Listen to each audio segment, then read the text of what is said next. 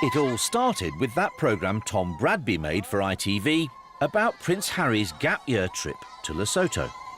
Harry's quite an enthusiastic home movie maker, and we'll leave it at that. Straight up through there. To help Bradby make his documentary, Prince Harry had lent him all the tapes he'd shot that year. 2 k's away from the... One day I was sitting at home, I spent, a couple of hours editing him a funny video set to music of the unbroadcastable sections of his gap year. And when I next saw William, he said, "Oh, I love that video you did for Harry." And I said, "Well, it's no skin off my nose, I'll spend it if you want, I'll do one for you." And he said, "Yeah, that would be, do you know what, that would be really great. Any chance you have an hour on Monday night?"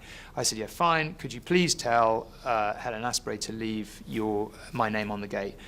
So this was from memory, it was sometime on a Saturday afternoon. So I didn't tell anyone about that, and there it was in the news of the world the next morning.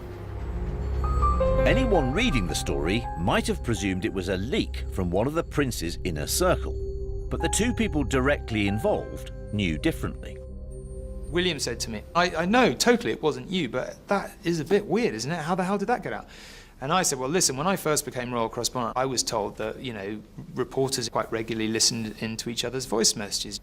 I would be amazed if they're not still doing it. So if you left messages, and he said, well, yeah, funnily enough, I did. Well, I left a message with Helen. Alerted by William's suspicions, the police began an investigation and 9 months later made their first arrests. It was the start of what became the phone hacking scandal.